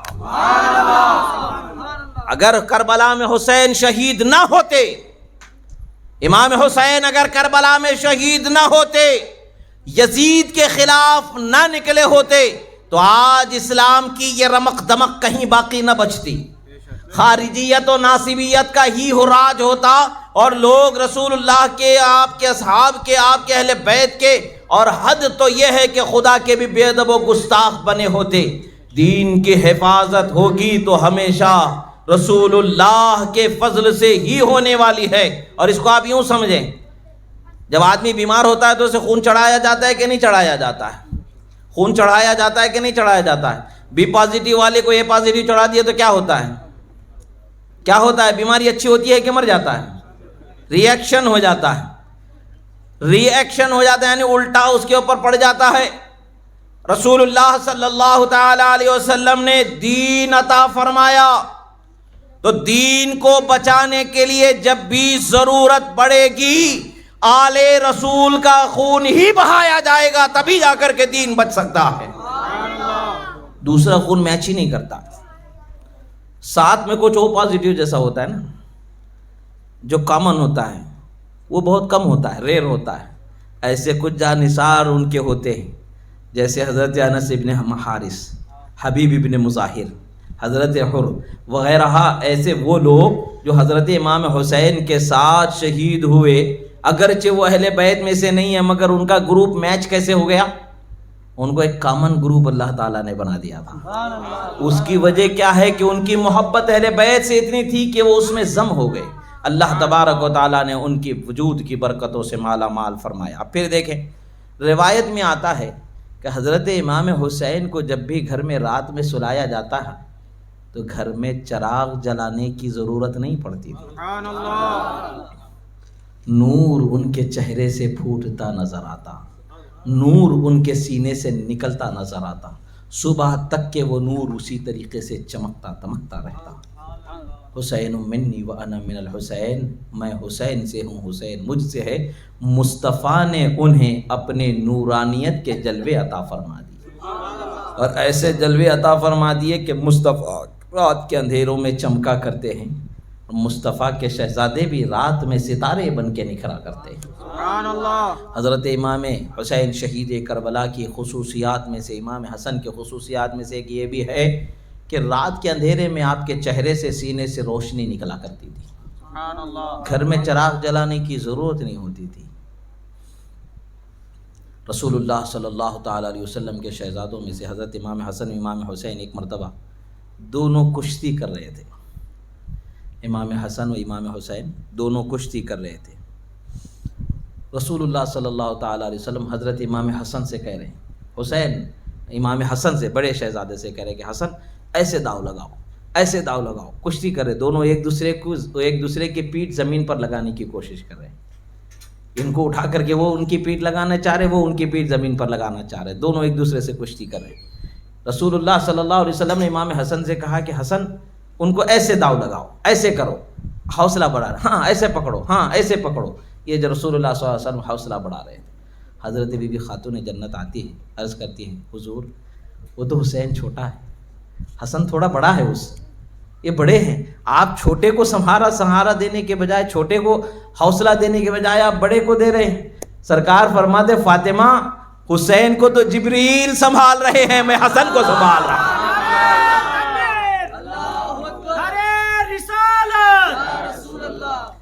جن کو بچپن میں کشتی حضرت جبریل سکھاتے ہیں، سبحان اللہ، اس ذات کا نام حسین شہید کربلا کہلایا جاتا ہے۔ امام حسین کی کیا بات کریں، آپ کے شہزادوں کی کیا بات کریں، جنت تو انہی کے لیے بنائی گئی ایسا لگتا ہے۔ حضرت امام جزری علیہ رحمت و رضوان فرماتے ہیں کہ اللہ کے رسول صلی اللہ تعالیٰ علیہ وسلم سے پوچھا گیا، احادیث میں آیا، آپ تو فرماتے ہیں کہ سید ان الحسن والحسین سیدہ شباب اہل الجنہ، بہت ساری حدیثوں کا ایک حصہ ہے۔ سرکار نے فرمایا کہ حسن اور حسین جنتی نوجوانوں کے سردار ہیں۔ اب بہت سارے لوگوں کے پیٹ میں درد پیدا ہو جاتا ہے، بولتے بھائی ایک حدیث آتی ہے تو اس سے کیا مطلب ہے، اس میں قطعی بات نہیں ہے، وہ اللہ کی مرضی ہے، ایسے لوگ بولنے لگے۔ بے شک اللہ کی مرضی، ہم اپنی مرضی سے تھوڑی ان کو بنا رہے ہیں، سبحان اللہ۔ ہم کیسے بنا سکتے ہیں؟ ان کو بنانے والا رب اور ان کو بڑھانے والے ان کے نانا نبی رحمت جب ان کو مقام اور عفت عطا فرما رہے ہیں تو ہمیں اس میں کیا ہے، ہم تو خوش ہو رہے ہیں کیونکہ ہم ان کے طفیلی ہیں، ان کے صدقے میں ہم بھی نکل جائیں گے۔ سبحان اللہ۔ ان کا کیا ہوگا جب قیامت میں ٹھہرا دیا جائے گا؟ جو دشمنان آل رسول ہیں، جو دشمنان حسین، انہیں جب قیامت میں ٹھہرا لیا جائے گا تو ان کا کیا حال ہوگا؟ علامہ امام جزری علیہ رحمت و رضوان فرماتے ہیں کہ سیدہ شبابی اہل الجنہ والی حدیث، یہ حدیث متواتر ہے، یعنی حدیث متواتر کا انکار کیا ہی نہیں جا سکتا۔ جس سے قطعی عقیدہ، قطعی بات معلوم ہوتی ہے، یقینی بات معلوم ہوتی ہے کہ جس میں شبہ نہیں کیا جا سکتا. یہ ایسا بیان ہے کہ جس میں شبہ ہی نہیں ہے کہ حسن و حسین جنتی نوجوانوں کے سردار ہوں گے. سبحان اللہ. شبہ ہی نہیں کر سکتے، سوچ بھی نہیں سکتے ہوگا کہ نہیں ہوگا، ایسا نہیں سوچ سکتے. بھئی یہ قصہ ہوا ہوگا بول کے سوچ سکتے، نہیں ہوا بھی ہوگا بول کے سوچ سکتے، مگر یہ بات نہیں سوچ سکتے کہ امام حسن جنتی نوجوانوں کے سردار نہیں ہوں گے، امام حسین جنتی نوجوانوں کے سردار نہیں ہوں گے، سوچ ہی نہیں سکتے. رسول اللہ صلی اللہ تعالیٰ علیہ وسلم کے یہ دونوں شہزادوں کو رسول اللہ صلی اللہ تعالیٰ علیہ وسلم نے بے پناہ اپنی محبت سے نوازا، سبحان اللہ. بے پناہ محبتوں سے نوازا. اور ایک مرتبہ حضرت بی بی ام سلمہ رضی اللہ تعالیٰ عنہ کے گھر میں آپ تشریف فرما تھے، وہ بھی روایت ملتی ہے. اور اسی طریقے سے حضرت ام الفضل بنت الحارث، ان سے بھی روایت ملتی ہے کہ ایک مرتبہ وہ رسول اللہ صلی اللہ تعالیٰ علیہ وسلم کی خدمت میں حاضر ہوئی. حضرت ام الفضل فرماتی ہیں کہ میرے گود میں حسین تھے، میں سرکار کی خدمت میں گئی اور امام حسین کو سرکار کی گود میں دی اور میں اپنے کام کرنے میں لگ گئی. کچھ دیر کے بعد میں نے پلٹ کر کے رسول اللہ صلی اللہ علیہ وسلم کی طرف دیکھا تو آپ کی آنکھ سے آنسو جاری تھے. میں نے پوچھا میرے ماں باپ آپ پر قربان یا رسول اللہ، آپ کی آنکھ سے آنسو کیوں جاری ہیں؟ رسول اللہ صلی اللہ علیہ وسلم نے فرمایا کہ ابھی ابھی جبریل نے مجھے خبر دی کہ میرا یہ شہزادہ حسین کربلا میں شہید کر دیا جائے گا، اور مجھے اس جگہ کی مٹی لا کر کے دکھائی ہے. مٹی رسول اللہ کے ہاتھ میں تھی، آپ الٹ پلٹ کر کے دیکھ رہے تھے. ایسے ہی حضرت ام سلمہ رضی اللہ تعالی عنہ سے روایت، آپ فرماتی ہیں کہ رسول اللہ صلی اللہ علیہ وسلم میرے گھر میں تشریف فرما تھے، آرام فرما رہے تھے، آپ لیٹے ہوئے تھے کہ حسین آپ کے سینے پر کھیل رہے تھے. کیا قسمت امام حسین! سبحان اللہ. کبھی تو مصطفیٰ پیارے صلی اللہ علیہ وسلم کی پیٹھ پر کھیلتے، کبھی مصطفیٰ پیارے صلی اللہ علیہ وسلم کے سینے پر کھیلتے، کبھی تو گود میں کھیلتے ہیں تو کبھی کاندھے پر کھیلتے. رسول اللہ صلی اللہ تعالیٰ علیہ وسلم کی قربت کا کیا حال ہوگا؟ ذرا سوچیں تو صحیح، ایک بات ذرا سوچ کر کے دیکھیں. رسول اللہ صلی اللہ علیہ وسلم کھانا کھانے کے بعد جس کپڑے سے ہاتھ پوچھا کرتے تھے، حضرت انس ابن مالک رضی اللہ تعالیٰ عنہ کے پاس وہ کپڑا تھا. اس کپڑے کو آپ جب بھی صاف کرنا چاہتے آگ میں ڈال دیتے تو میل جل جاتا، کپڑا سلامت باہر نکل جاتا. سبحان اللہ. ابھی وہ جو فائر پروف کپڑے آج نکلے 1400 سال بعد، اس زمانے میں کوئی فائر پروف کپڑا ہی نہیں تھا، کاٹن سلک بھی نہیں تھا، صرف پیور کاٹن ہوتا تھا. کھادی کا کپڑا جیسا بولتے پیور کاٹن ہوتا تھا، بھاپ لگی تو جل جاتا، بھاپ لگی تو چنگاری پکڑ لیتا. رسول اللہ صلی اللہ صحابی ان کے پاس ایک مہمان آئے تو انہوں نے ان کے لیے دستر لگایا اور وہ دستر کا ٹکڑا بھی لایا، تندور جل رہا تھا روٹیوں کا، تو آپ نے اس کو اٹھا کر کے جو ہے، سفید تھا وہ کپڑا مگر اس پر کچھ میل لگا ہوا تھا، تو انہیں اٹھا کر کے انگار میں ڈال دیا، اس کو چولہے میں. کچھ دیر کے بعد میں پھر اس کو اٹھا کر کے لایا تو بالکل سفید دودھ کی طرح ہو گیا اور کپڑا جلا نہیں. انہوں نے پوچھا حضرت یہ کیا بات ہے، کپڑا کیسے نہیں جلا؟ فرمایا آپ نہیں جانتے، رسول اللہ کے جسم سے جو چیز لگ جاتی ہے آگ اسے جلا نہیں سکتی. سبحان اللہ. یا انس ابن مالک صحابہ کا عقیدہ ہے کہ رسول اللہ کے جسم سے لگی ہوئی چیز کو آگ جلا نہیں سکتی ہے. کپڑا جب آگ میں جل نہیں رہا ہے تو حسین و حسن کی شان کتنی بلند و بالا ہوگی. شمر نے کربلا کے میدان میں امام حسین سے کہا تھا کہ حسین مرنے کے بعد جہنم میں جلنے سے پہلے ہی دنیا میں تم نے اپنے خیموں کے پاس آگ لگا لی ہے معاذ اللہ. شمر کا، یزید کا، ابن زیاد کا یہ عقیدہ تھا کہ حسین معاذ اللہ جہنم میں جلیں گے. یہ خود جہنم کے کندے ہیں، وہ خود جہنم میں جلنے والے ہیں. حسین وہ ہیں جن کے لیے جنت کو سجایا گیا ہے، حسین وہ ہیں کہ جن کے لیے جنت کو بنایا گیا ہے. سبحان اللہ. بادشاہ کے بغیر حکومت کا کیا معنی؟ جنت کی ساری عظمتیں ایک طرف ہیں اور سرداری امام حسن و حسین کا منظر ایک طرف الگ سبحان نرالا. اللہ. ان کے سرداری کے بغیر جنت کا کیا ماجرا ہوگا، کیا ہمیں نظر آئے گا؟ ہمیں تو لطف تو کچھ آئے گا نہیں، ہمیں تو لطف ان کی محبت میں ہے، ان کی محبت میں جینا، ان کی محبت میں مرنا، یہی ہماری کامیابی ہے.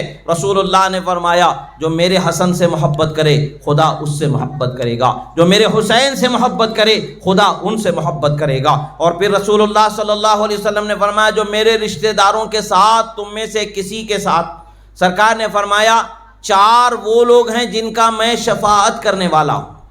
قیامت کے دن 4 لوگوں کی میں ضرور شفاعت کروں گا. ایک فرمایا کہ جو میرے اہل بیت کی پریشانیوں کے وقت، ان کی ضرورتوں کے وقت ان کی ضرورت کو پورا کریں گا، میں اس کی قیامت میں ضرور شفاعت کروں گا۔ اگر اس کے پاس پورا کرنے کی طاقت نہیں ہے مگر اسے معلوم ہے کہ کس جگہ سے اس کی ضرورت پوری ہو سکتی ہے، وہ ضرورت پوری کرنے کی کوشش کرنے والا ہے، اس نے کوشش کی، میں اس کی بھی قیامت کے دن شفاعت کروں گا۔ اور پھر فرمایا جو ان کے ساتھ بھلائی کا سلوک کرے گا میں اس کی شفاعت کروں گا، جو ان کے ساتھ محبت کرے گا میں اس کی شفاعت کروں گا۔ رسول اللہ صلی اللہ تعالی علیہ وسلم کے فرامین ہمیں کیا بتاتے ہیں؟ اہل بیت اطہار کے ساتھ حسن سلوک شفاعت کا ذریعہ ہے۔ اور پھر سرکار مدینہ صلی اللہ تعالی علیہ وسلم نے ارشاد فرمایا، قال لعلی وفاطمہ وحسن وحسین رضی اللہ تعالی عنہم، انا حرب لمن حاربکم وسلم لمن سالمکم۔ ایک روایت، دوسری روایت میں یہ ہے کہ انا حرب لمن حاربتم وسلم لمن سالمتم فرمایا۔ دو طریقے سے روایت میں آئی ہے۔ روایت کے الفاظ کیا ہیں؟ میں تم جس سے جنگ کرو گے میں اس سے جنگ کروں گا، جس سے تمہارا جھگڑا ہو جائے گا اس سے میں جنگ کا اعلان کرتا ہوں، جس سے تم صلح کر لو گے، جس سے تم محبت کرو گے، سلامتی رکھو گے، میں اس کے لیے سلامتی ہوں۔ اور یہ فرمایا، ایک حدیث کے الفاظ کا معنی، پھر یہ فرمایا کہ جو تمہارے ساتھ جنگ کرے گا، جھگڑا کرے گا، میں اس کے خلاف جنگ کا اعلان کرتا ہوں۔ اب یزید اور یزیدیوں کے خلاف اعلان جنگ کدھر سے ہے؟ ڈائریکٹ مدینے سے اعلان جنگ ہے۔ امام حسین نے خون کو شیشی میں جمع کر کے امام حسین کے خون کو رسول اللہ نے شیشی میں جمع کر کے رکھ لیا۔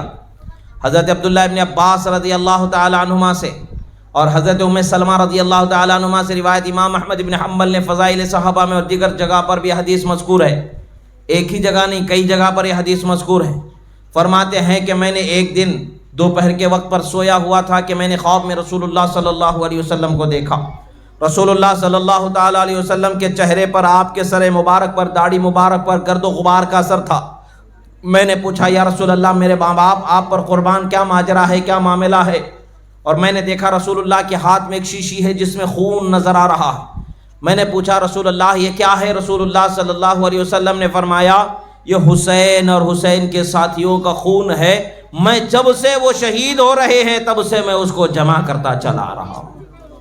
اور فرماتے ہیں کہ ابھی ابھی شہید تو آنفا قتل الحسین، فرمایا کہ ابھی ابھی میں نے حسین کے قتل کا منظر کا مشاہدہ کیا۔ اور ام سلمہ کو رسول اللہ صلی اللہ علیہ وسلم کے گھر میں جب سوئے تھے، جب خواب میں سرکار کو جبرائیل امین سے خبر ملی، جبرائیل امین نے بتایا اور مٹی لا کر کے دی، سرکار کے ہاتھ میں جو مٹی تھی اس مٹی کو رسول اللہ نے ام سلمہ کو عطا فرمایا تھا، کہا تھا کہ ام سلمہ اس مٹی کو حفاظت سے اٹھا کے رکھنا، جس دن یہ مٹی خون بن جائے گی جان لینا اس دن میرا نواسہ شہید کر دیا جائے گا۔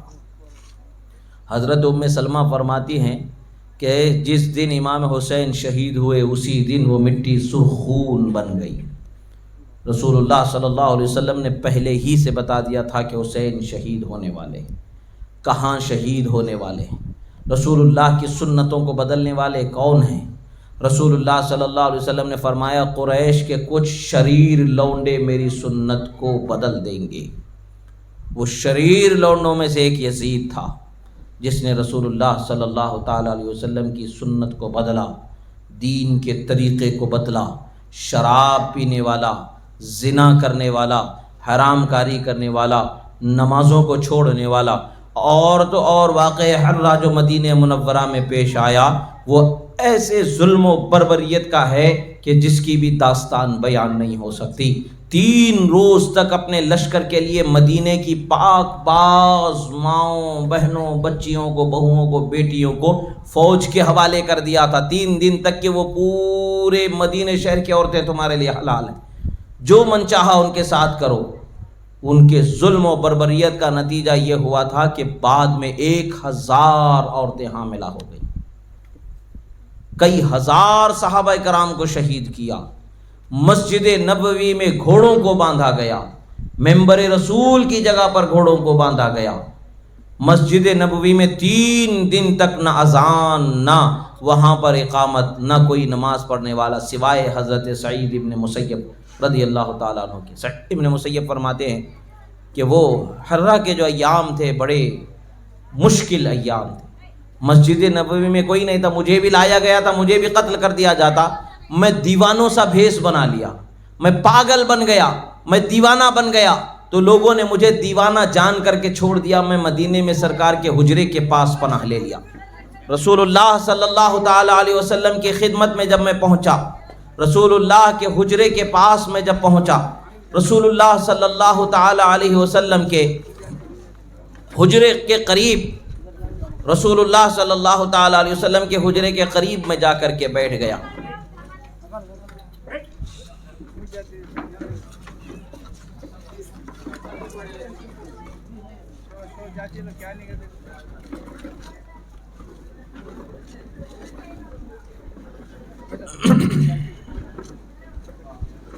ضرور شریف پڑھ لیا، اللہم صلی علی سیدنا نبینا مولانا محمد عدد ما فی علم اللہ صلاۃ دائمۃ بدوام ملک اللہ وعلی آلہ واصحابہ اجمعین۔ میں سرکار کے قبر مبارک کے قریب بیٹھ کر کے وقت گزارا کرتا تھا۔ ہر نماز کا وقت کیا ہے مجھے پتہ نہیں چلتا تھا۔ سورج گویا کہ گرہن لگ گیا ہے، مدینے پر اندھیرا نظر آ رہا ہے، وقت نماز کا میں پہچان نہیں سکتا تھا، مگر میں قبر کے قریب بیٹھا تھا، قبر سے مجھے اذان کی آواز آیا کرتی تھی، قبر سے مجھے اذان کی آواز آیا کرتی تھی، تو میں نماز پڑھ لیا کرتا تھا، پانچوں وقت کی اذان قبر مبارک سے آیا کرتی تھی، میں سنا کرتا تھا اور نماز ادا کرتا تھا۔ سبحان اللہ۔ اذان دینے والے مصطفیٰ پیارے تھے، نماز پڑھنے والے سعید ابن مسیب رضی اللہ تعالی عنہ۔ وہ ظلم و ستم جو جن دنوں میں ہوا، ان دنوں میں بھی حقانیت کا علم بلند رہا۔ ایسے بد کردار انسان کی حمایت کرنے والا انسان دنیا میں کوئی اچھا ہو سکتا ہے؟ یزید تو جہنم میں جلے گا، یزید کی محبت میں مرنے و جینے والا بھی جہنم میں جلایا جائے گا۔ ہمارے لیے تو بشارت ہے، رسول اللہ نے فرمایا جو میری اہل بیت سے محبت کرے گا خدا اسے جہنم سے آزاد کر دے گا۔ ہم امام حسن امام حسین سے خاتون جنت سے مولا علی سے محبت کرنے والے ہیں، یقیناً ہمیں جہنم سے آزادی مل جائے گی۔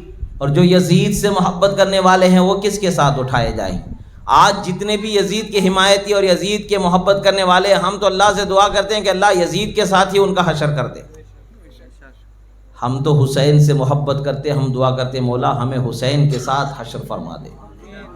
جو ان کے ساتھ اٹھے گا خدا کی رحمت میں ضرور اٹھے گا، جو ان کے ساتھ رہے گا خدا کی رحمت میں ضرور رہے گا، جو ان سے عقیدت و محبت بنائے رکھے گا وہ خدا کی رحمت میں ضرور رہے گا۔ حضور صلی اللہ علیہ وسلم کے اہل بیت سے محبت کرنا یہ ہر مومن کا فریضہ ہے۔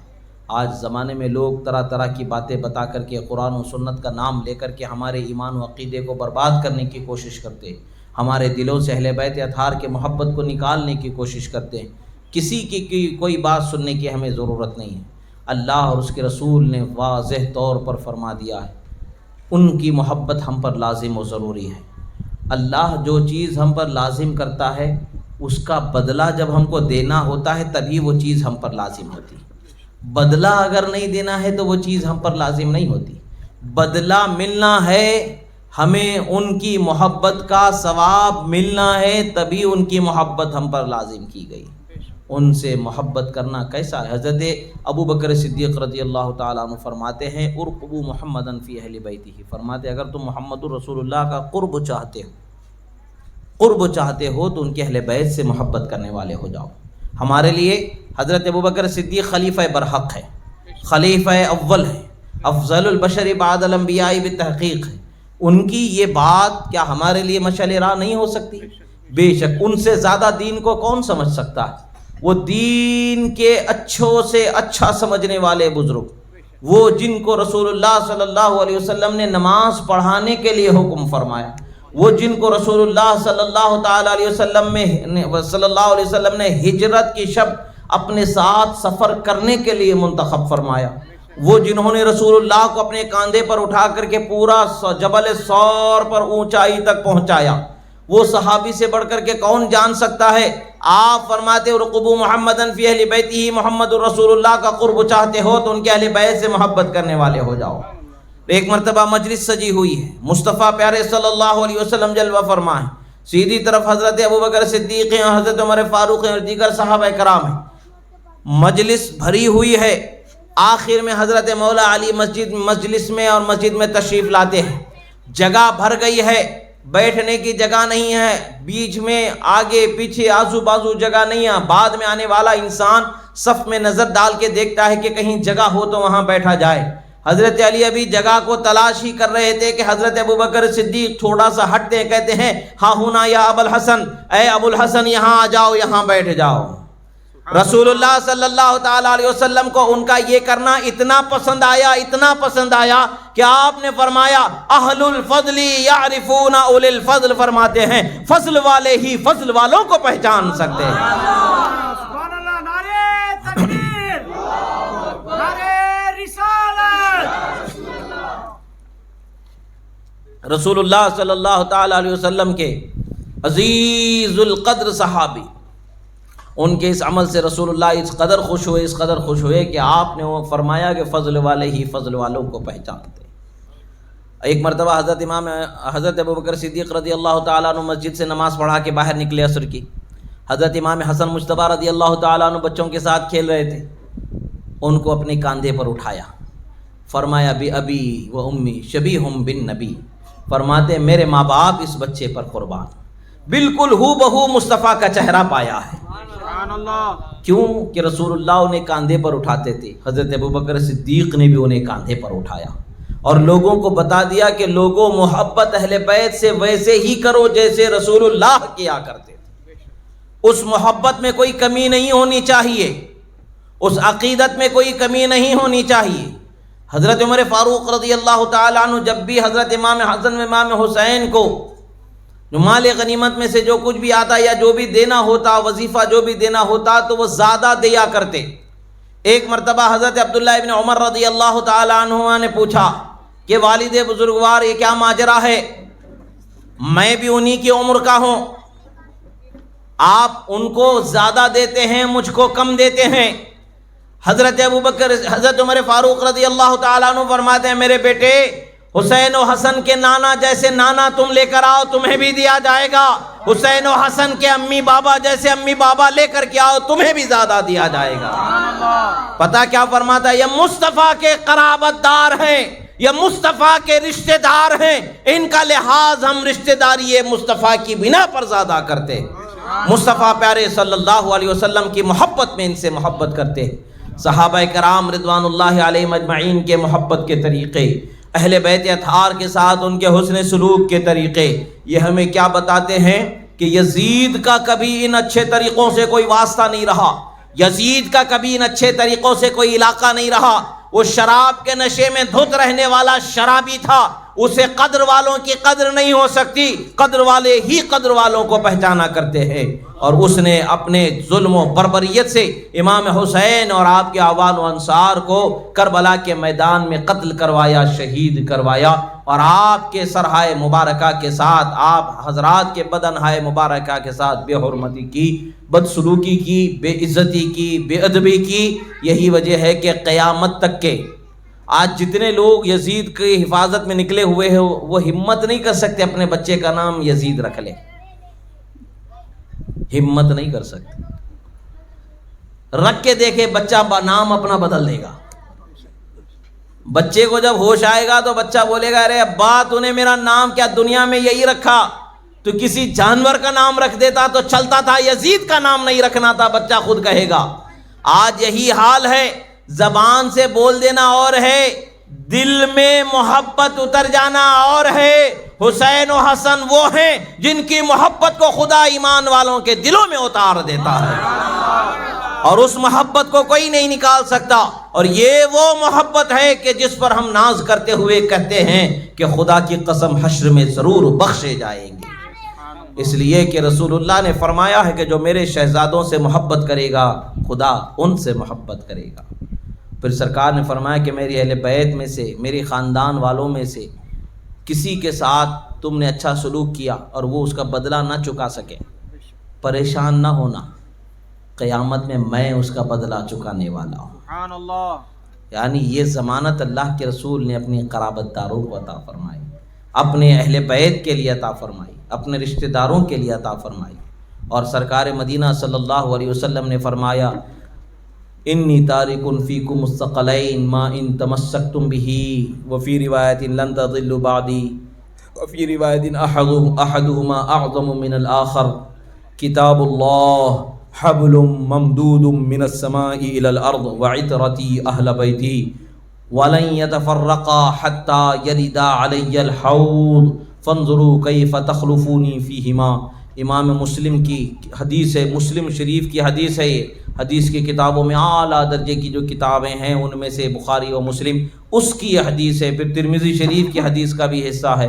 اللہ کے رسول فرماتے ہیں میں تمہارے درمیان دو چیزیں چھوڑ کر کے جا رہا، مضبوط اور ٹھوس چیزوں کو چھوڑ کر کے جا رہا، اگر تم ان کو تھامے رہو گے تو یقیناً میرے بعد کبھی گمراہ نہیں ہوگے۔ ایک تو اللہ کی کتاب ہے جس کا مرتبہ سب سے بلند و بالا ہے، دوسری میری اطرت اہل بیت ہے، اور میں تمہارے درمیان چھوڑ کر کے جا رہا۔ پھر فرماتے فانظروا کیف تخلفونی فیہما، اب تم دیکھو کہ قرآن اور اہل بیت کے ذریعے تم میری اتباع کیسے کرتے ہو۔ فانظروا کیف تخلفونی فیہما۔ اور پھر ایک روایت میں ہے پھر اذکرکم اللہ فی اہل بیتی، اذکرکم اللہ فی اہل بیتی، فرماتے ہیں میں تمہیں اللہ کا ڈر، اللہ کا حق یاد دلاتا ہوں، جو میری اہل بیت کے بارے میں ہے اسے کبھی فراموش نہ کرنا۔ میری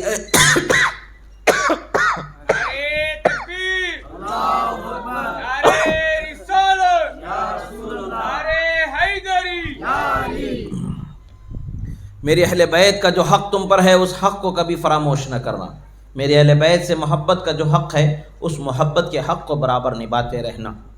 یہ اللہ کے رسول نے فرمایا۔ پھر فرمایا کہ میری اہل بیت حوض کوثر پر میرے پاس لوٹائے جانے تک قرآن سے جدا نہیں ہو سکتے۔ کربلا میں یزیدیوں نے کہا کہ حسین قرآن کے راستے سے ہٹ گئے، اسی لیے ان کو قتل کیا گیا۔ حسین کا سر جب نیزے پر اٹھا کے لے جایا جا رہا تھا، قرآن پڑھتا وہ سر نظر آیا۔ پتہ کیا چلتا ہے؟ جسم سے سر جدا ہو سکتا ہے اہل بیت کا، مگر قرآن سے رشتہ جدا نہیں ہو سکتا۔ مصطفیٰ نے فرمایا حوض کوثر پر ایک ساتھ پہنچائے جانے والے کبھی جدا نہیں ہو سکتے۔ حضرت زید بن ارقم رضی اللہ تعالی عنہ اپنے حجرے مبارکہ میں بیٹھ کر کے کوفہ کے گلیوں میں جو گھر تھا، عمر رسیدہ ہو گئے تھے، وہ سورہ کہف کی تلاوت کر رہے تھے۔ اس آیت پر پہنچے ام حسبت ان اصحاب الکہف والرقیم کانوا من آیاتنا عجبا، کیا تم یہ سمجھتے ہو کہ اصحاب کہف کا اتنے سال جو نیند میں رہ کر کے پھر زندگی پا جانا، یہ اللہ کی عجیب ترین نشانیوں میں سے نہیں سمجھتے ہو تم اس کو؟ حضرت امام حسین کے سر مبارک کے لب ہلتے ہیں اور فرماتے بل اعجب من ھذا قتلی وحملی، فرماتے ہیں اس سے زیادہ تعجب کی بات تو یہ ہے کہ مجھے قتل کیا گیا اور سر کو نیزے پہ اٹھا کے لے جایا جا رہا۔ یہ بات کیا بتاتی ہے؟ نبی کے گھر والے ہمیشہ قرآن کے ساتھ ہیں، قرآن کی تفسیر کرتے نظر آ رہے ہیں، قرآن کی تعلیم دیتے نظر آ رہے ہیں، قرآن کی تلاوت کرتے نظر آ رہے ہیں، اور لوگوں کو ہمیشہ جگاتے نظر آ رہے ہیں۔ وہ انہی کا حصہ تھا کربلا والوں کا، انہی کا صدقہ ہے آج ہمارے دلوں میں ایمان کی عظمت باقی ہے۔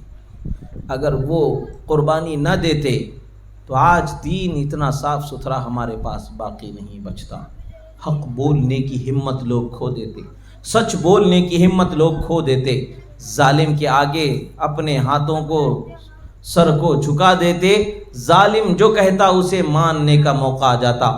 مگر حسین نے بتا دیا کہ حق بات پر ڈٹ جانا ہی یہ سب سے بڑی دین کی خدمت ہے، جان رہے یا نہ رہے حق کے پرچم کو بلند کر دینا یہ سب سے بڑی خدمت ہے۔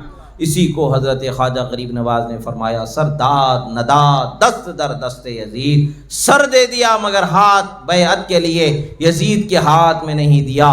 حق ہے، قسم ہے کہ بنا لا الہ است حسین، لا الہ کی بنیاد حسین کی ذات کو بنایا گیا۔ اللہ کا کروڑا کروڑ شکر احسان کہ اللہ تعالیٰ نے ہمیں امام حسن کی محبت عطا فرمائی، امام حسین کی محبت بخشی ہے، اللہ کا شکر ہے۔ اپنے بچوں کو یہ محبت سکھائیں، اپنے بچوں کو یہ محبت ان کے دلوں میں اتاریں، تاکہ آپ کے بچے بھی حسین و حسن کی محبت میں جینے والے ہوں، اور کل حشر میں پکارے گا خدا، یوم ندعو کل اناس بامامہم، قرآن میں اللہ فرماتا ہے جب حشر میں لوگوں کو خدا ان کے اماموں کے ساتھ پکارے گا، سبحان اللہ، جس کا امام جو ہوگا وہ اس کا چاہنے والا، اس کی اقتداء کرنے والا، اسی کے ساتھ اٹھایا جائے گا۔ اب کل قیامت میں آواز دی جائے گی، اے حسین کو امام ماننے والے اٹھو، تو انشاءاللہ ہم ان کے غلاموں میں شامل ہو کر کے اٹھائے جائیں گے۔ نعرہ تکبیر، نعرہ رسالت، یزید تو کافر جہنم میں جلنے والا، حسین تو جنتی نوجوانوں کے سردار ہیں، ایسے جنتی کے جس کے شک شبہ بھی نہیں کیا جا سکتا، شک شبہ کرنے والا دین سے باہر ہو جائے۔ وہ امام اللہ نے ہمیں بخشا ہے کہ جن کا جنتی ہونا یقینی قطعی ہے، تو ان کے ساتھ اپنا رشتہ بنائیں جن کے ساتھ جنت میں جانا ہے، ان سے رشتہ نہ بنائیں کہ جن کے پیچھے رہ کے جہنم میں جانا پڑے۔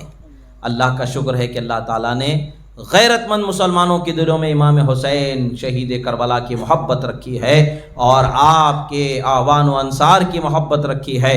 آپ کے برادر اکبر حضرت امام حسن مجتبیٰ، والد ماجد حضرت مولا علی فاتح خیبر حیدر کرار، والدہ ماجدہ حضرت خاتون جنت فاطمہ زہرا رضی اللہ تعالی عنہم سے اللہ تعالیٰ نے محبت بخشی، یہ اللہ کا شکر و احسان ہے۔ اس محبت کو اور مضبوط سے مضبوط تر کریں۔ اللہ تبارک و تعالیٰ کی بارگاہ میں دعا ہے، جو کہا گیا سنا گیا، کہنے میں سننے میں جو غلطی ہوئی اللہ تعالیٰ اسے معاف فرمائے، جو حق و صحیح کہا گیا اللہ تعالیٰ اسے قبول فرمائے۔ اقول قولی ھذا استغفر اللہ لی ولکم ولسائر المؤمنین وما علینا الا البلاغ المبین برحمتک یا ارحم الراحمین والحمد للہ رب العالمین۔